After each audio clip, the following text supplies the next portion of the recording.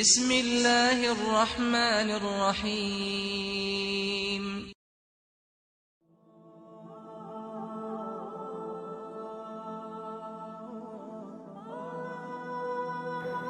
بسم الله الرحمن الرحیم.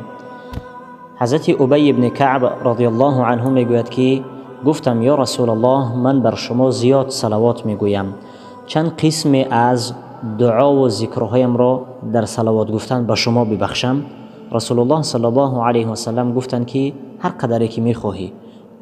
حضرت ابی بن کعب میگوید که گفتم اگر 4 قسم کنم این ذکر و دعاهایم را و از 4 قسم یک قسمش را به گفتن صلوات به شما ببخشم، چی میفرماید؟ پیغمبر صلی الله علیه و سلم گفتند هر قدری که میخواهی، اگر زیاد کنی این برای تو خیر هست، برای تو نیک هست. حضرت ابی بن کعب میگوید گفتم که اگر من همین 4 قسم کردم ذکر و دعاهایم را و نصف این را به شما بخشیدم که به گفتن صلوات بر شما بخشیدم، چی میفرماید این هنگام؟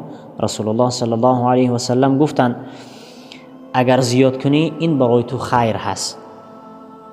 باز حضرت ابی بن کعب گفتند که یا رسول الله، من همین 4 قسم کردم ذکر و دعاهایم را و از 4 قسم 3 قسمش را، یعنی از نصف زیادترش را به شما بخشیدم، و گفتن صلوات به شما بخشیدم. یعنی وقتی که برای ذکر و دعا جدا میکنم، از این 4 تقسیم میکنم، از این 4 تقسیم 3 تقسیمش را فقط برای شما صلوات بگویم، چی میفرمایید؟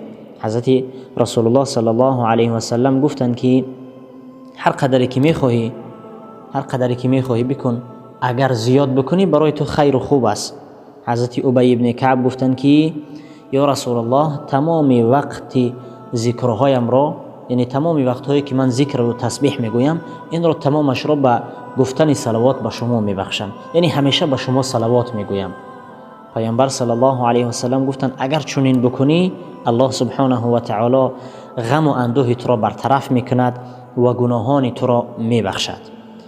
امام سخاوی رحمت الله علیه میگویند که صلوات فرستادن بر پیغمبر صلی الله علیه و سلم از برکت ترین عمل ها است و از افضل ترین عمل ها است و از عمل هایی است که فایده اون در دین و در دنیا زیادتر هست دیگر نسبت به دیگر عمل ها. پس بگویم اللهم صل علی محمد و علی آل محمد.